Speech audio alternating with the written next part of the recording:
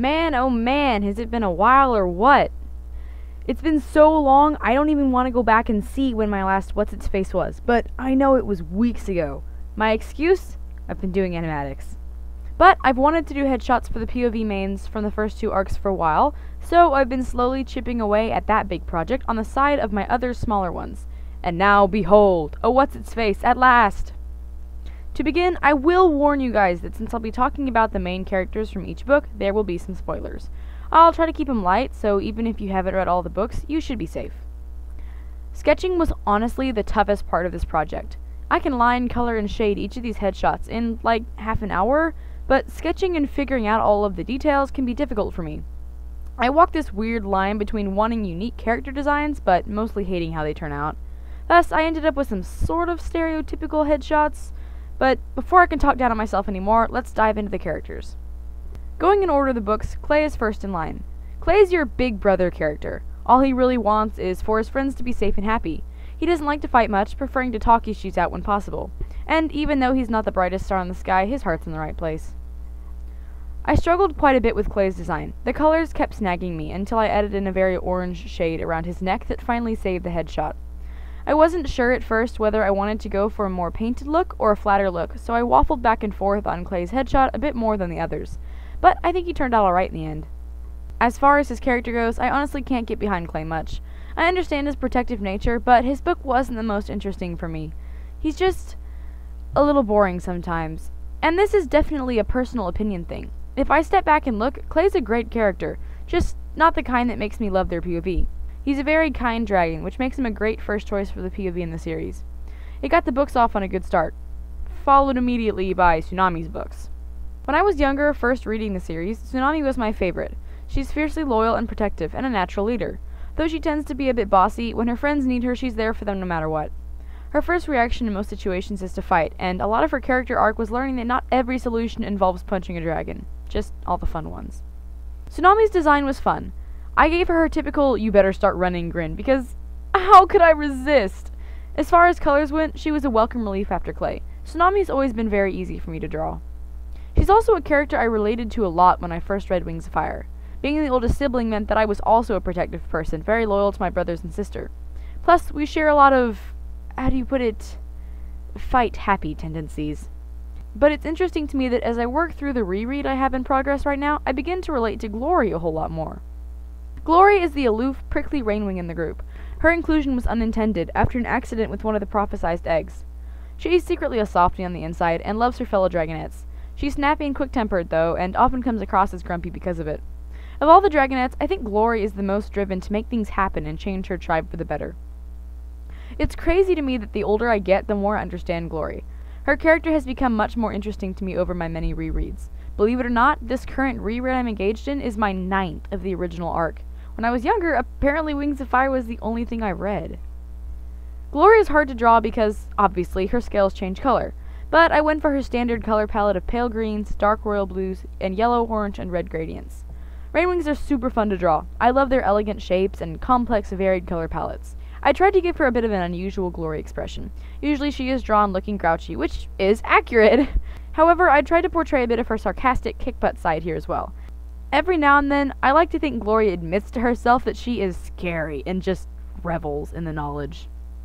Starflight is the smart dragonette. He prefers studying scrolls to hanging out, unless Sunny is there. He has a crush on the Golden Sandwing. However, spoiler alert, he ends up with another Nightwing dragonette named Fatespeaker, who, I must say, needs someone as dry as Starflight to bring her down to earth.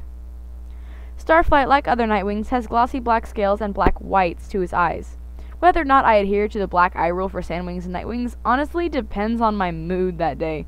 However, this time around, I did give the Night and Sandwings black eye whites. Also, I think Starflight's eyes are green canonically, but I don't care. He shall forever have purple eyes when I draw him. Even if I don't like Starflight personally, he does have a really good character arc. He learned what it means to live in the real world. Last in the first arc, but not least, Sunny. Small, golden, and super sweet, Sunny is the optimist of the group. She's sometimes naive, but not as naive as her friends think. A large part of her arc included her proving to others and herself that she has what it takes to fulfill the prophecy. Confession time. When I read book 5 for the first time, I thought it was so boring I skipped to book 6 and read the whole thing before finishing book 5. That's right, I read the entire first book of the next arc? before reading the concluding book to the last arc. Looking back, I cannot believe I did that. Plus, when I actually read her book, I'd stopped right before it got interesting. Book 5 introduced us to some of my favorite things in dragons. The Scorpion Den, the Outclaws, Sixclaws, Thorn, and Kili. I love the rough and tumble, scrappy world of the Den and the noble criminals Sunny's mother leads. It was colorful and fun.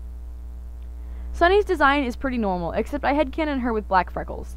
I actually headcanon that all sandwings have freckles because of their sun exposure, but some, like Kili, have darker, more recognizable freckles. My reason for giving Sunny black freckles is, spoiler alert again, her Nightwing heritage. Besides her size and color, I thought this was a neat little nod to that.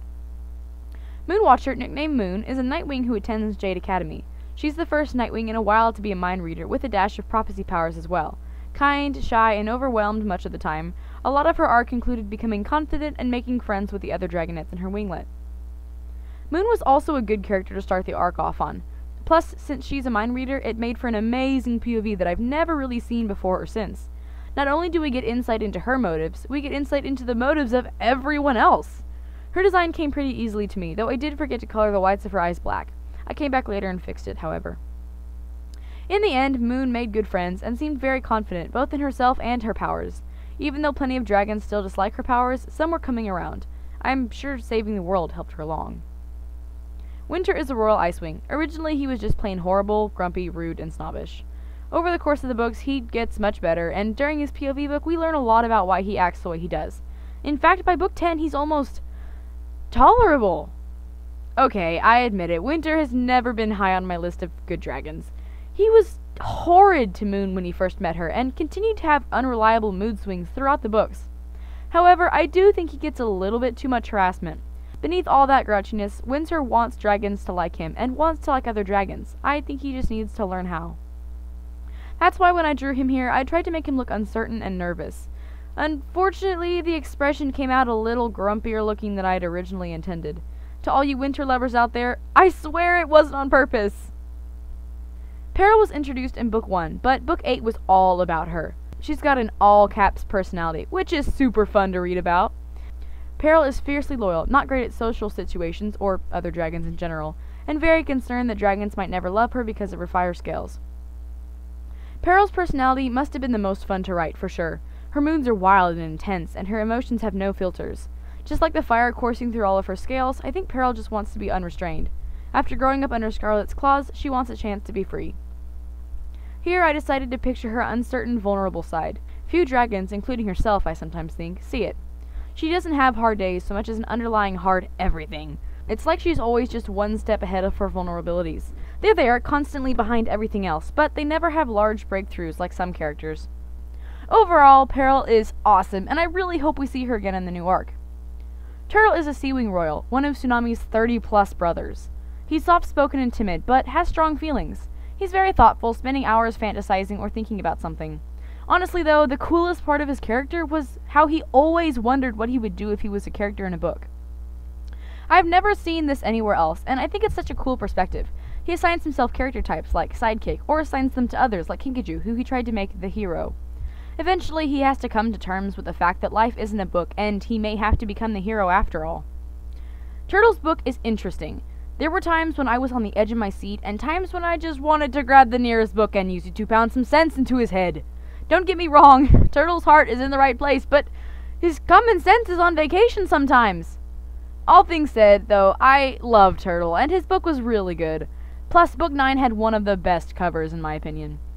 Last but not least, Kili. Kili might currently be my favorite character. He's a Sandwing, formerly an Outclaw, and now a student at Jade Academy and a loyal servant to his queen. His character is built on loyalty to others. A lot of his vulnerabilities center on others, too. He wants to be wanted. I think this is in part because his mom literally sold him to Thorn when he was a dragonette. Kili spent his whole life trying to get his mom's attention. And none of that ended up mattering, it seems. I also think a lot of his relationship with Moon is Kili trying to be enough for Moon. Besides everything I love about Kili's character, like his quick mind and kindness, I love his design. The freckles are a nice touch, and the earring helps him stand out when we draw him. Of all my headshots, I think Pera and Kili ended up being the two drawings I liked best. Which of the headshots did you guys like the most? Feel free to let me know in the comments. Thank you guys so much for watching. Check the description for links to my DeviantArt page and my Redbubble shop, where you can find shirts, stickers, mugs, and all kinds of stuff. Remember to like, comment, and subscribe, and I'll see you next week for a 1K special. We are heroes tonight.